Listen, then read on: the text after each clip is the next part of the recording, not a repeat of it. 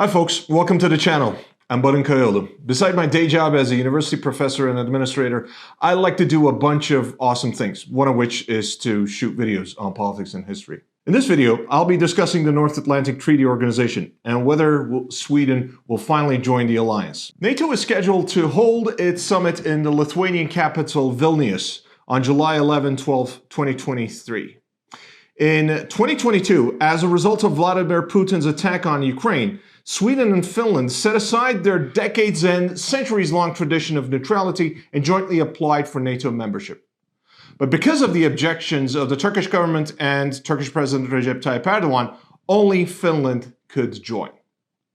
So, whether Sweden will be granted membership is one of the key questions in the run-up to the Vilnius summit. Before discussing the four dynamics informing that question, whether Sweden will join NATO, I'll give you a quick refresher on the sticking points, instead of an extensive background of all the ins and outs.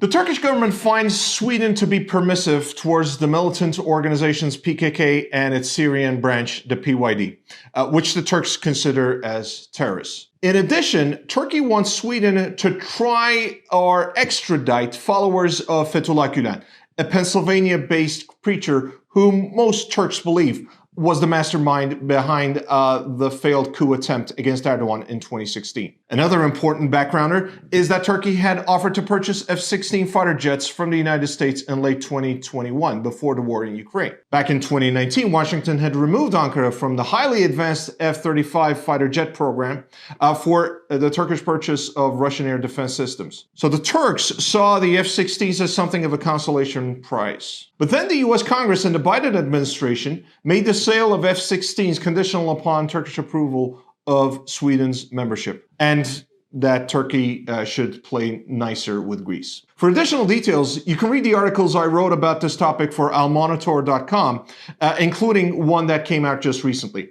I also published a video on Turkey, Sweden, Finland, NATO back in April. The link to the video is here, and the links to the articles and the video are in the description box below. So let's look at the four reasons why Sweden's NATO chances in summer 2023 still looks bleak. Number one, while the United States and a majority of NATO countries want Sweden in, Turkey is still not convinced that Stockholm has done enough against the PKK, the PYD, and Gülenists. In June 2022, Ankara signed a trilateral memorandum with Sweden and Finland, in which the two Nordic countries pledged to lift their arms embargo and also to limit the activities of the PKK. Sweden has taken major strides in these areas.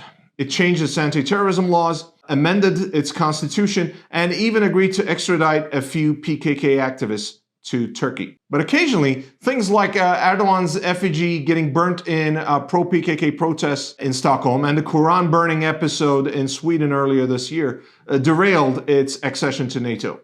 The Turkish side also does not want to create a situation in which Sweden, like many NATO allies, I'm looking at you, Germany and France, backtrack on their commitments and become permissive in handling PKK activities on their own turf. Number two, if Sweden were to try to do everything Turkey asked for, it could actually risk its domestic stability. The problem for Sweden is that it does not consider the Gülenists or the PYD, the PKK's Syrian branch, as terrorist organizations. More important, Sweden cannot do more about these groups without potentially undermining its legal system and domestic security.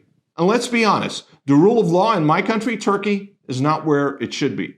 So countries like Sweden find it right and convenient and easy to deny Turkish requests for the extradition of those suspected of working for the likes of the PYD, the PKK, or Fethullah Gülen.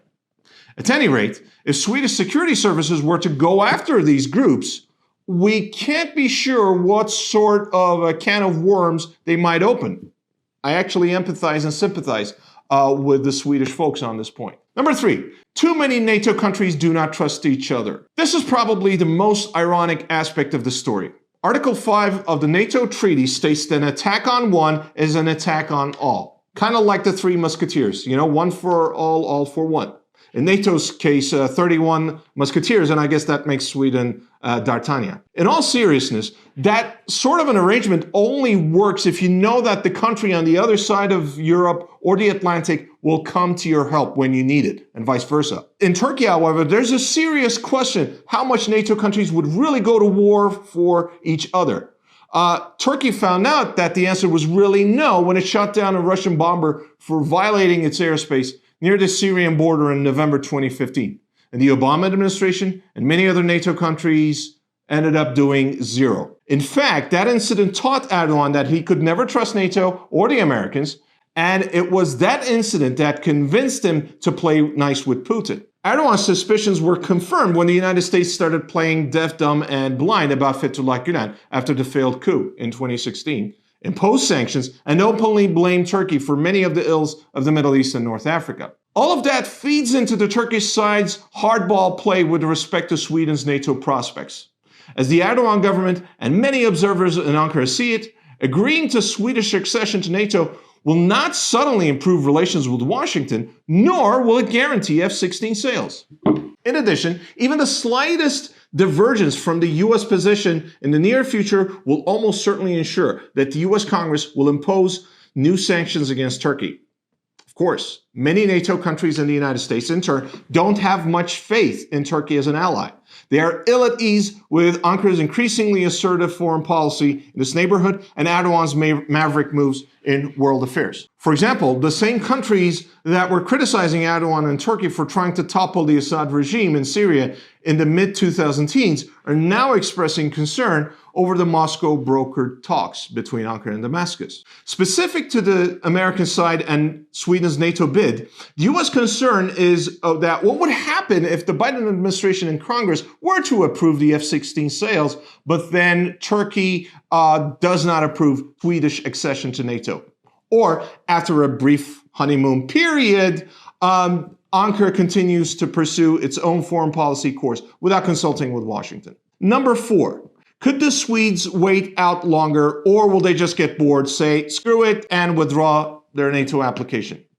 This development is very unlikely at this stage. Sweden worked hard to get into NATO, and its bilateral ties with the United States are excellent. And Washington probably already extended some sort of an Article 5-like security pledge to Stockholm. Accession to NATO will put a nice red bow and ribbon around all that and improve the alliance's line of communications to Finland while putting Russia in a very tough spot in the Baltics and the Arctic Ocean. But it's also not impossible to think that should the situation drag out further, the Swedish government and the electorate might say meh and at least put their application on hold.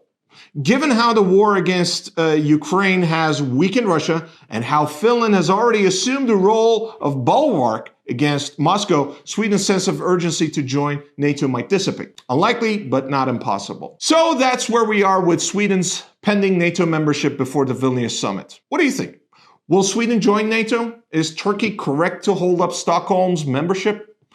Can this episode be the opportunity for a reset in Turkey's relations with the West and the United States that experts keep talking about for years, but it never really comes to fruition? Write in the comments below.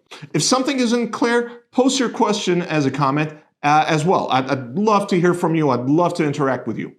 And if you like this video, please click the like and subscribe buttons. Thanks for watching, folks. I'll see you next time.